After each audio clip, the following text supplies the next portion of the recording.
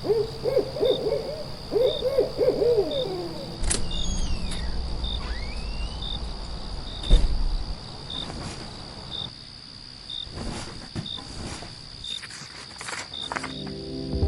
listeners, you're listening to the Midnight Readers podcast. Grab some tea, a midnight snack, and cuddle up in bed as we dive deep into today's most popular fantasies, sci-fi, and mysteries.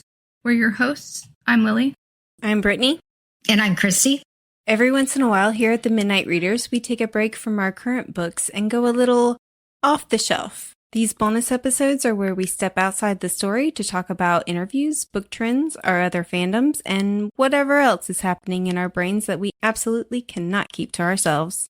Think of it as the moment when the book closes, but the discussion definitely doesn't. Sometimes we analyze the industry, sometimes we spiral about our favorite authors, and sometimes we just go completely off book, because sometimes the most interesting discussions don't stay on the page, and neither does this podcast. Welcome to Midnight Readers Off the Shelf. In this episode, we're stepping off the shelf and putting the books down, sort of. Because apparently, Sarah J. Maas and Bloomsbury decided to feed the fandom just enough information to send all of us completely off the rails. We've got title and cover reveals, potential teasers, social media mysteries, and a whole lot of questions. Before we get into it, this is your warning for major spoilers ahead. This includes the entire Maas universe and any fan discussions we find online. We also might accidentally let spoilers slip for other popular romantasy book series as well. Star in advance, like the books, this podcast is rated R, so be warned. Also, a friendly reminder, please like, subscribe, and follow. You can find us on Instagram, Threads, Facebook, and YouTube. And you can also join our growing community on Patreon for bonus content and more.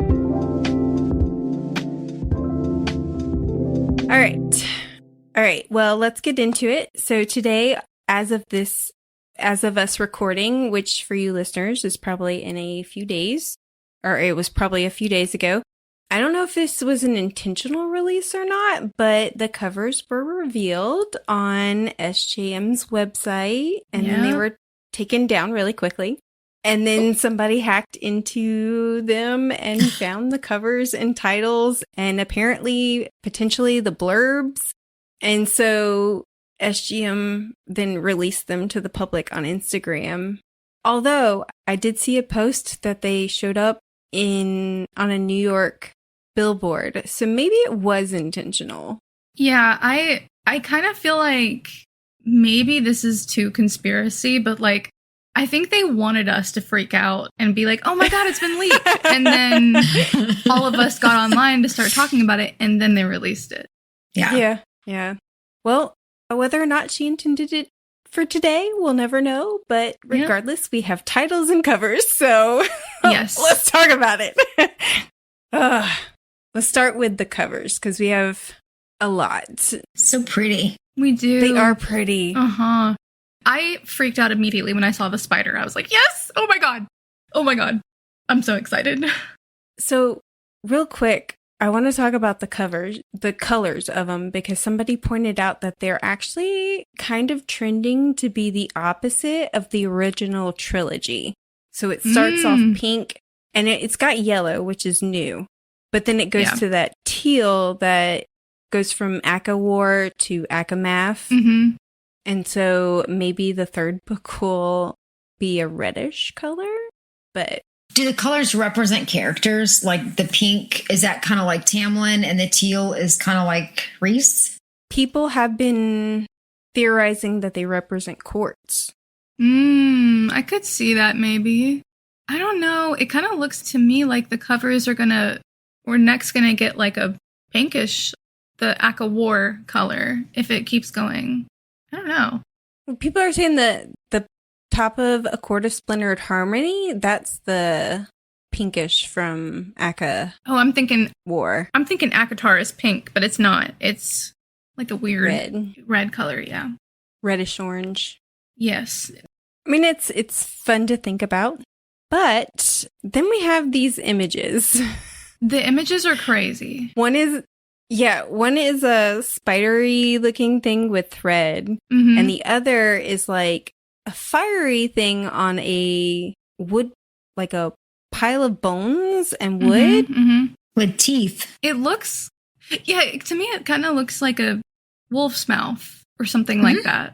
Yeah. Could be. People are theorizing that this is a representation of Bryaxis. Oh, really? Yeah, and then the spider is the representation of the Weaver. That was what my thought was I immediately thought of the Weaver, was because the thread to me gives the Weaver vibes, right? But yes, yeah. Or Stygian spider vibes. I did see people saying the Stygian spiders, and I mean, if she's gonna go the full multiverse, we still haven't seen Aelin, so it's time. We might be about time to rope her in. So splintered harmony, and if that is Bryaxis, then I mean, would that? Well, here's a little bit of a spoiler. So, like what were they called? The Iron Teeth Wit? The Iron Teeth Witches? Yeah, but what was the 13? I mean, they were Iron Teeth. Mm-hmm. Yeah, but they were killed. I mean, they were gone at the end. But could that have? I don't know. That would be so cool if like that maybe brought together the other. I don't know. I think maybe the 13, sadly, story is over. But what about the other witches? Like the one she saved that time? I can't remember who it was. I do wonder if the witches are going to have something to do with it. I mean, especially with all the theories that Mama Archeron was a witch. Mm-hmm. Mm-hmm. Oh, that would be so good. I'm wondering, I saw some people saying that they think that the titles are twofold. Both that there's some disunity in the Night Court because of what Nesta did at the end of Crescent City and all of the bonus chapters where she worked with Bryce, and that really upset Rhys. And so I did see people talking about, is there going to be problems at the Night Court? I'm wondering if this is going to somehow tie in the stuff that we learned at the end of Crescent City, which was kind of about the Dawn Court and like things that have been forgotten, quote unquote, that we don't know about. Mm-hmm. And also the issues between Elaine and Lucien, I'm sure, are going to play into this. Yeah. I mean, now that like you bring it up, a lot of people have been talking about this clearly has a musical theme to it. Mm-hmm. You've got harmony, you've got melody, you've also got, this is the Valkyrie cycle, and it's movement 1 for book 1, and movements 2 and 3 for book 2. Mm-hmm. I saw online somebody pointed out that symphonies are told in movements. And there is a very famous symphony by Richard Wagner called Ride of the Valkyries. Mm-hmm. And people are already theorizing like the last movement of Ride of the Valkyries is Twilight of the Gods. And so they were like, is this where we're going? Because she once had a Pinterest board called Twilight of the Gods. I did see that comment and I had no idea what they meant. So I was just like, I'm going to move on past that. I did not know about the Pinterest board. Yeah. Is there any chance that, because we didn't really get anything about Dusk and Dawn, did we? No. I don't think we've learned much about Dusk or Dawn yet. No. So is there any chance that these books would concentrate on maybe other characters connected to them? Well, who knows? As I said earlier, there is the potential that the blurbs for the books have been leaked, that with the finding of the covers, they also potentially found the blurbs, but they're on Amazon and Target apparently. Really? Because I took a picture. Hold on. I took a picture of the ones that people had posted on Reddit, and I can read them. There. It's on the document. Oh, well then why'd you act like you didn't know about it? I was going to say, Sarah J. Maas or Bloomsbury hasn't, as far as I know, they haven't made them official. Oh, okay. So, Gotcha. Should we read them? I didn't even see that. I didn't even scroll down. I didn't realize this was like fucking 6 pages long. It's got lots of pictures. Yeah. This autumn equinox evening thing looks amazing. What is that? That is something that Bloomsbury released last week, I think, as a promotional kind of teaser, maybe. Oh, I'm so excited. I'm so excited. You just don't even know. Let's read the blurb real quick. Definitely. What was broken will be remade, which was the caption. to this book Right. on Instagram. Deep in the heart of the continent, Koschei the Deathless is stirring. Though he's been bound to a mountain lake for millennia, the insidious threat of his return now spreads across the Fae territory, attracting powerful allies hell-bent on reclaiming what was once theirs, the human lands. The Night Court will not stand idly by while innocents are attacked, but with Prythian still piecing itself together in the wake of the devastating Hybern War, the task of uniting is proving more difficult by the day. To make matters worse, those who rule and protect the Night Court are reeling from recent betrayals and revealed truths. The rifts dividing them seems insurmountable, but to defeat Koschei's creeping shadow, they must find a way back to each other and resurrect their former alliances. To survive, they must find a way to repair the splintered harmony all around them.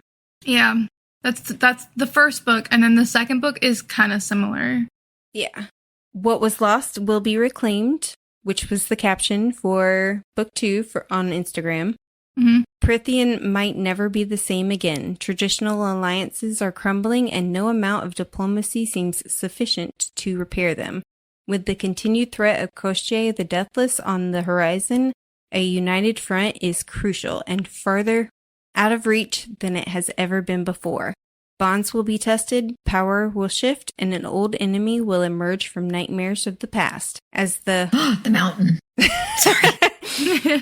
As the Night Court's inner circle disperses far and wide, desperate for any advantage against Koschei and his mighty allies, peace hangs by a fragile thread, but hope can be spun from the darkest shadows, and the Night Court has its own part to play in the looming crescendo. So I have lots of thoughts about this. Also, I did see someone about the movement thing. I saw someone make a comment that apparently movements in symphonies come in 4s more often than 3s. So I'm wondering if we're going to get another book. We are. Okay, so... oh, wait, she said that. The third book will be movement 4. Okay, that makes more sense, because I'm like, wait, if it's a whole, like, symphony theme. Maybe.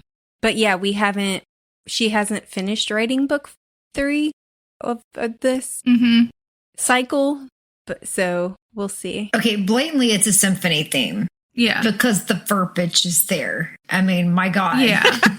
Yeah. I'm just saying, I don't want to say things as definitive until they're sold, but you know. It's the book cover.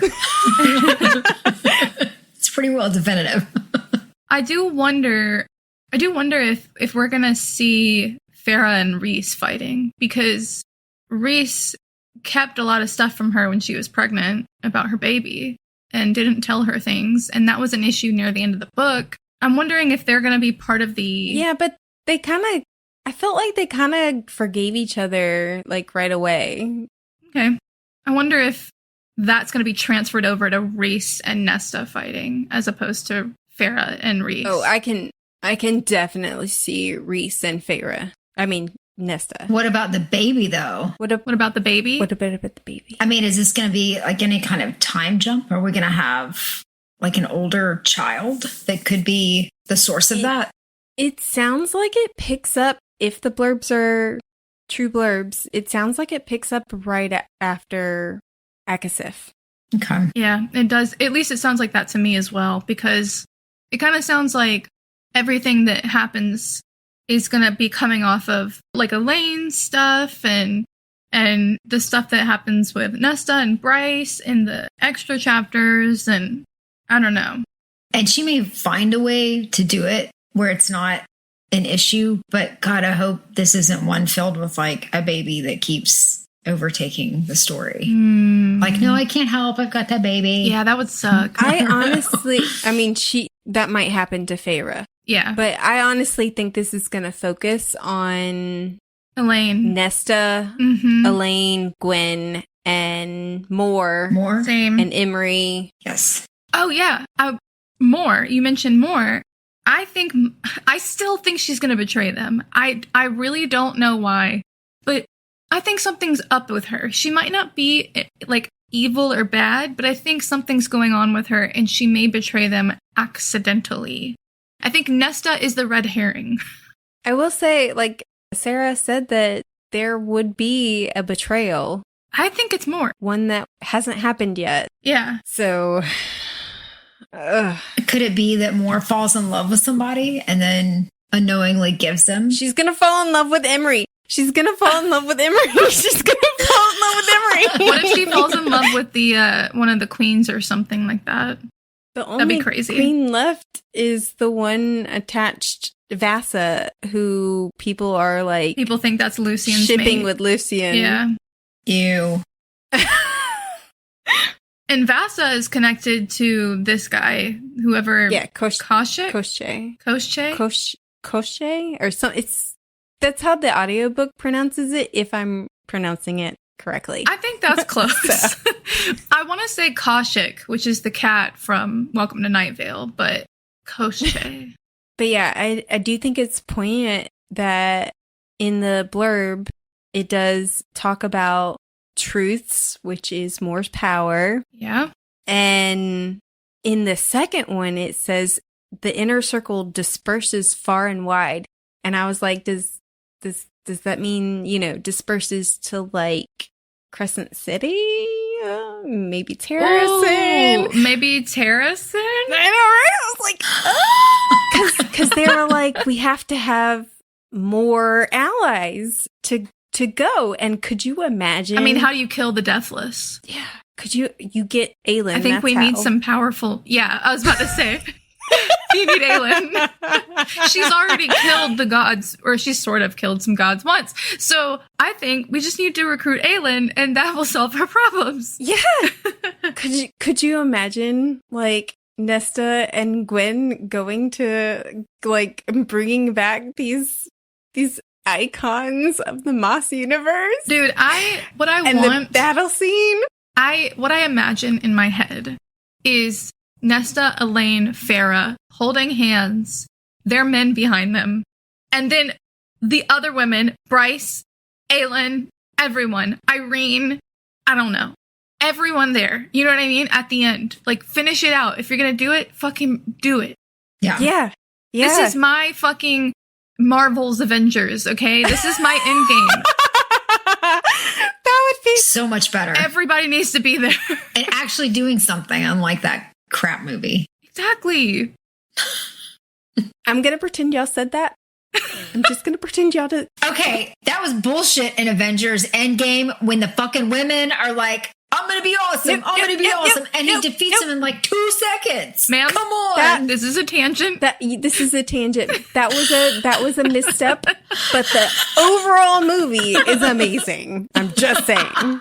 I watched for Black Panther and Black Panther only. Oh, and Spider-Man. Ooh.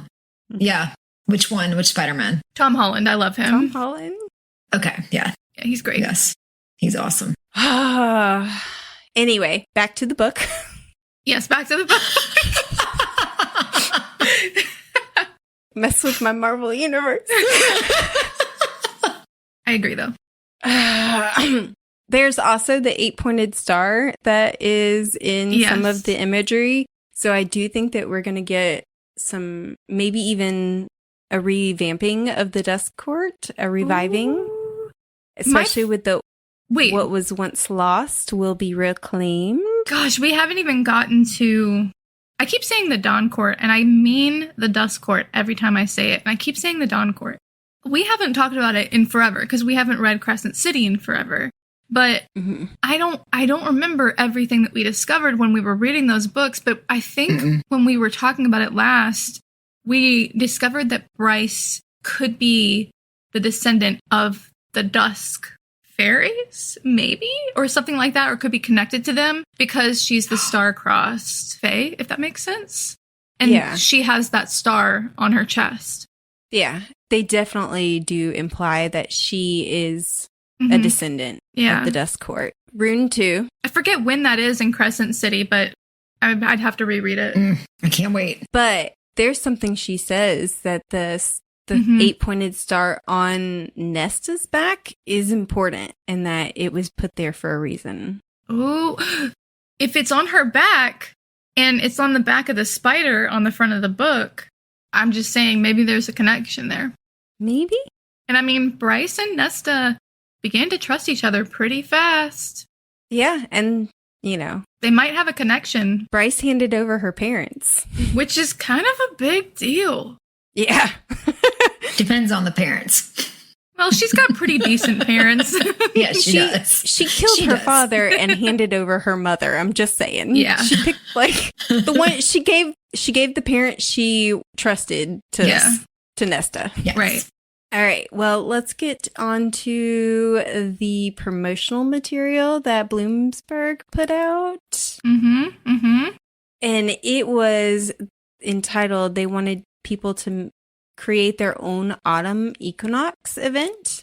And of course, the book community was like, hells yeah, this means it's going to be about the autumn court. And that's like, this is a clue as to who's the point of view it's going to be. And so there's thoughts that maybe Eris, maybe Lucian. I need Eris to be in these books. I need to know what's going on with I don't him. think that he will be left out. Yeah. No, he's a honeycomb chunk. But I'm sorry, what? They got candied nuts, so I think that's Tamlin. What? I'm reading the Make Your Own Autumn Court Grazing Board. Where?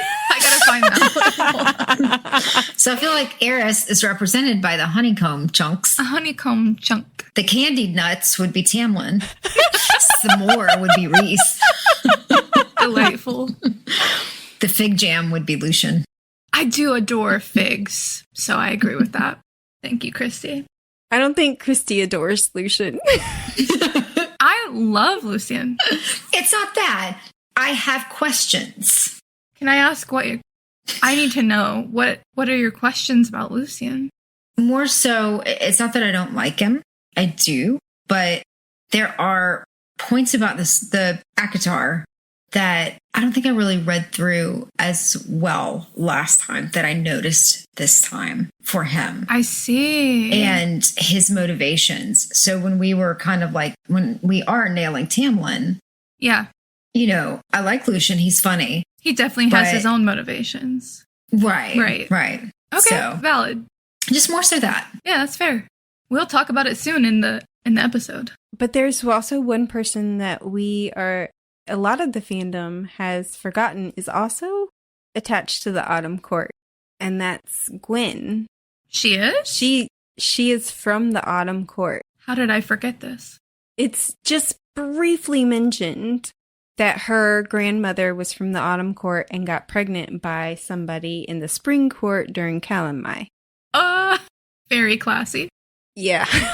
Girl, that would have been me. So it could have been referring to Gwen, although the feast fit for foxes kind of really implies Lucian. Yeah.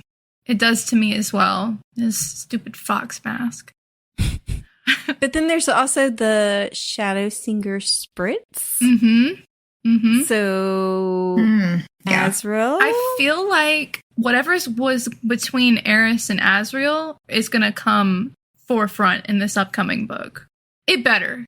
Is it now? Maybe. Is it now? Okay.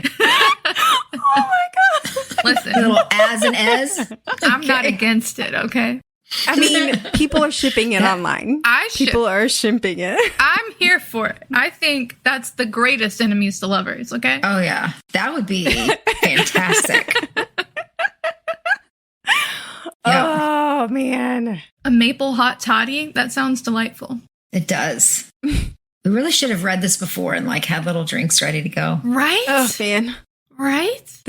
The thing is, though, with the music theme and as being a shadow singer and Gwen, when she was attacked, she lost the ability to sing, and then she gains it back underneath the House of Wind in the library. Mm-hmm.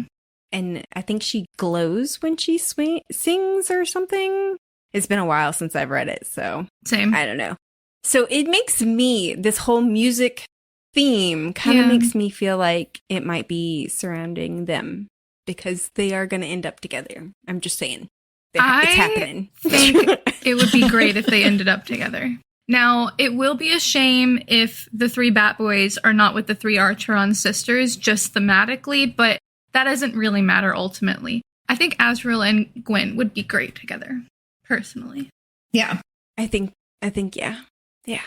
What if Elaine ends up without a man? No man. What if she rejects her mate and is just happy, single, living her life? I would love that. I would love that as well, actually. I would love that too. Yeah. Like, I just considered that, and we never thought of that as an option. To be fair, like, that would hopefully make her actually have to, own herself. Yeah. Yeah, that's what I mean. She has to reckon with who she is. Yeah. Yeah. Instead of defining herself by what she can be to a man. I could see this happening. I'm just saying. I hope it actually now that you mention it, I hope it happens. I think it could be a great option. I'm just going to say. What else do we have to discuss about this before we wrap it up? Anything else about the Bloomberry y'all got to add? Other than the fact that I really want to eat all of the items on this menu. That made me really hungry. Do you mean the food selections or the men? Perhaps both. Maybe at the same time. Oh, man. I want to play the superlative game at some point. That looks fun. It does. Wait, let me see if I can find that. Like if you make one of the photos there. I see. Most likely to start an accidental war. These sound fun. The Chaos Catalyst, Court Champion of I'll Be There in 5 arrives next solstice. Most likely to start an accidental war that is absolutely Cassian. For sure, yeah. Or Nesta. Yeah. That's 2 sides of one coin. That's why they're together. Yeah. Yeah. Priestess of latest exercise fad is more on this list. I could see her doing that. Yeah, she's on there. Most likely to flirt with the enemy mid-battle. I think that's more. Yeah. Oh, no, Nesta, I think she is M, defender of the last slice of pizza. Oh my gosh. I think that's Cassian or Azrael, maybe. I'm pretty sure Nesta would win that battle, especially since she has connected with the house in a way that it could slap the shit out of them if they try to take it. True. True. Why do I feel like the bringer of board games is Az? Because it's always the quiet ones. Because it works. No, what is the cereal then? Most likely to join the inner circle. Dancer Till Dawn at Rita's. Hi, Faye with the strongest tea. Yeah, obviously. Hi, Faye with the strongest tea. Musical maestro. Who's the musical maestro? Helion. Let's see. I was actually thinking Lucian for some reason. Didn't he play? For musical maestro? Does he play? Or is that Tamlin? Tamlin plays a fiddle. Does Lucian play any instrument? I don't even recall that. Snowball Fight Champion is Azrael, I think. Yeah. What is the King of Highburn? Some of these guesses we're giving are jokes, and some of these are legit. Like, most likely to flirt in battle. Where's Reese? There, see. Priestess of the latest exercise fad? Priestess? Maybe. Okay. The King of Highburn is the Chaos Catalyst. For sure. And obviously Farah is the High Lady of the Craft Table. Man, that sounds like not as fun. Like, High Lady of the Craft Table makes her sound like some old biddy. Yeah. High Lady It reminds me of the library. Yeah, as people who craft, I can say this. All right. I can see Amarin also being the defender of the last slice of pizza. Even though she didn't eat before. For sure. Now she eats. All right. Well, the one last thing I wanted to discuss is that she did update her website with a new image. It is just a gray version of the book covers, which looks really pretty. It does. But her Instagram account, she changed her profile and completely wiped it of everything but 2 reels, 2 highlights, and then the 2 images that she added today. And so one of the reels is talking about the release of the House of Flame and Shadow. So I think that is going to be important to the story. The other is from the Call Her Daddy podcast interview she did about the release dates of the books. Mm-hmm. And then the two highlights are talking about the new covers and then talking about FAQs about her tour dates. I'm not sure those are important, but I do think that the fact that she left the reel of the House of Flame and Shadow is gonna be. Yeah. Clearly it connects somehow. Yeah. So, oh boy, we got so much coming up. It was a very exciting day. It was. And these are going to be, they're dropping in October and January, right? Yes. I think October 27th and January 12th. I'm not ready. I'm ready. I feel like I have to read everything over again, you know? I'm excited. Yeah, me too. I'm excited. Me too. I feel like I'm going to have to read House of Flame and Shadow, which does mean that I have to read the other two. And I'm not looking for, I know it's your favorite, Christy, but I'm not looking forward to House of Flame and Shadow. I love it. I love it. It was not my, like, I'll skip probably, what's his face's point of view. Ethan? Yeah. Yeah. Rachel just finished it because she wanted to make sure she could listen to any of our ACOTAR stuff without spoilers. Nice. And she really loved Flame and Shadow. And I had warned her, I was like, I low-key didn't like that book that much. And I hated Ethan's parts.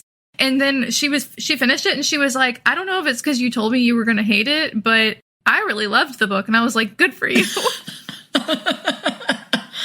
It is just so fucking epic. Like, I wanted to just scream with all of it. I loved it. Yeah. Yeah. I'm going to have to read it again. Maybe I'll like it again on second read because sometimes I do. Sometimes my feelings change. Yeah. I mean, feelings do change, so. Anyway. All right. Well, we'll end that there. We wanted to just do this really fast so we could get this out like ASAP. Thanks for joining us for this bonus episode. Make sure to check back soon for more Midnight Readers discussions as we dive into more books, interviews, and the occasional off-the-shelf conversation.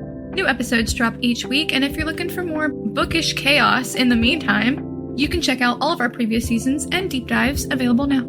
Please remember to like, subscribe, and follow us on social media. That like and follow are super important for us to continue to bring you new episodes each week, so please, please, please do so. You can also support us by joining us on Patreon. Thank you for listening to the Midnight Readers podcast. We'll see you next week. Happy reading, listeners. Don't stay up too late.